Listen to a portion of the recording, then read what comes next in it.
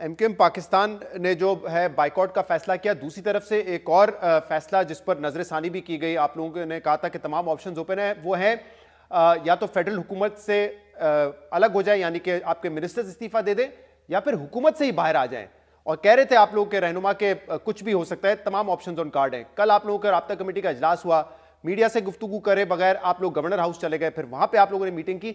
ये क्या हुआ कि आप लोगों ने इवेंचुअली ये सोचा कि ठीक है इलेक्शन का बाइकआउट कर रहे हैं, लेकिन हुकूमत अभी भी नहीं छोड़ेंगे हम? क्यों, किस नतीजे पर पहुंचे आप लोग?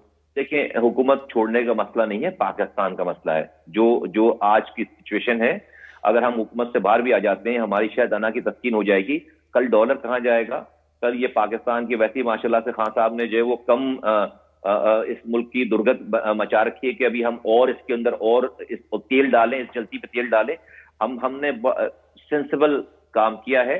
हमने अपनी जात के लिए इस मुल्क की इकोनॉमी को, मुल्क की सलामती को, जमहूरियत की स्टेबिलिटी को हमने दांव पर नहीं लगाया। एमक्यूएम का सिर्फ एक बयान आता और बयान आने के बाद हम इस सुबह जो है वो सिर्फ बाहर आ जाते, तो ये आपका डॉलर कहां जाता? ये जो आपकी प्लेजेस हुई हैं 10 अरब डॉलर की, ये जब ये खबर चल रही होती, जब हुकूमत के पास तो नंबर ही नहीं है पूरे, तो वो कहां जाते हैं वो प्लेजेस? हमने पाकिस्तान की खातिर अपनी इस कदम से, इंतहाई कदम से, जो हमें फायदा दे सकती हैं चीजें, हमने उससे अपने आप को बचाया। ये मुस्तफा साहब, ये एमक्यूएम पाकिस्तान का अपना फैसला था या नून लीग ने आपको कन्विंस कहा कि हुकूमत में रहें, या फिर किसी और का फैसला था और किसी और ने मजबूर किया कि नहीं इस वक्त हुकूमत से तो बाहर आप नहीं आ सकते?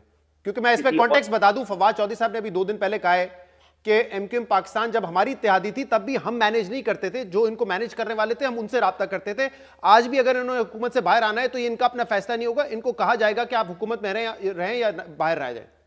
ये हुब्बुल वतनी ना हमारे ब्लड में, किसी और के कहने पे मैं मुहिब वतन नहीं हो सकता। ये इस पाकिस्तान का दर्द हमसे ज्यादा किसी के पास नहीं है। हम वो लोग हैं जो इस पाकिस्तान बनाने वालों की औलादे हैं। इस पाकिस्तान की अगर कहीं सबसे ज्यादा फिक्र है तो इस कराची के रहने वालों को बहुत ज्यादा इसकी फिक्र है। कोई हमें बोलकर मुहिब वतन नहीं बना सकता। हम जो जिन साहब का आप जिक्र कर रहे हैं, मैं उसके ऊपर क्या कमेंट करूं कि पहले वो क्या कहते थे, अब क्या कहते हैं, उनको कौन, अभी मतलब उस पर तबसरा करना, बात करना ही जो अपनी बात जाहिर करने वाली बात है। मैं सिर्फ अपनी बात आपको कर सकता हूं। देखिए, मुझे तो अभी 2 दिन डेफिनेटली हुए, मुझे दो दिनों में इतनी सारी मीटिंग्स हो गई हैं, इतनी जगहों पे हो गई हैं कि मुझे इस 2 दिनों में सारा बैकग्राउंड मेरे सामने है कि कब से क्या क्या चीजें जो चल रही थी। तो मैं बड़ा ऑनेस्टली मैं आपको ये बता रहा हूं कि बड़ा ये कॉशियस, ये अपना कॉन्शियस डिसीजन है सारा, ये अपना डिसीजन है सारा ये हमने खुद। लेकिन एक और वजह थी जो आप पहले बताया करते थे कि क्यों एमक्यूएम पाकिस्तान कभी हुकूमत से बाहर नहीं आएगी। आपने कहा इनके बड़े केसेस हैं, रॉ की जेआईटी में खालिद मकबूल का नाम है और केसेस में इनका नाम है, तो ये तो हिम्मत ही नहीं कर सकते कि हुकूमत से बाहर आ जाए, वो तमाम चीजें खुल जाएंगी। ये पहले आपका मौक़िफ़ था। लास्ट वीक आपने मेरे प्रोग्राम में कहा मैं तमाम अपनी पुरानी बातों पे कायम हूं। आपको लगता है कि ये भी वजह है कि एमक्यूएम पाकिस्तान ने कहा कि बेहतरी इसी में, हुकूमत में रहो वरना केसेस खुल जाएंगे हमारे? देखिए, उससे तो रियासत ने इन सारी बातों को जो है वो सरफे नजर करके रियासत ने तो पार्टनरशिप कर ली है ना, तो उन चीजों को तो अब सामने रखकर किसी को डराया नहीं जा रहा। वही तो कह रहा हूं, रियासत से पार्टनरशिप तोड़ नहीं सकते ना इस वक्त। नहीं, मैं यही कह रहा हूं ना कि रियासत ने, हुकूमत ने पार्टनरशिप कर ली ना, उसको तो लॉन्ग टाइम हो गया सारा, उससे तो बहुत आगे चली गई। तो कोई ऐसा नहीं हुआ कहीं पे भी कि भाई आपके सामने केस रख दी हो, मेरे सामने कम से कम ये बात नहीं कि आपके सामने केस रख दी हो। जब भी तो हमने भी ये वाला फैसला किया ना कि भाई जब रियासत को ही मंजूर है, मैंने आपसे पिछले प्रोग्राम में भी ये वाली बात की थी, उसको मैं दोहराना नहीं चाहता कि भाई हमें फिर जो हमने फिर क्यों जो है वो, हम क्यों बड़े चैलेंजेस खड़े हो गए, तो हम अपने स्टांसेस से पीछे क्यों ना हटें। तो जब रियासत अभी आज बैठकर कोई नहीं दिखा रहा कि आप अगर हमें कि ये आपकी केसेस हैं, इसलिए वो तो एक्सेप्टेंस। आखिरी सवाल कि मतलब अब आप लोग 5 साल बाहर बैठे रहेंगे, इलेक्शन हो जाएगा, मेयर आ जाएगा और आप जो है वो बाहर बैठे होंगे, चाहे जितनी भी तनकीद करें, बट स्पेस आपने छोड़ दी है। पीपल्स पार्टी, पीटीआई या जमात इस्लामी अपना मेयर लेके आ जाएगी and you are okay with that?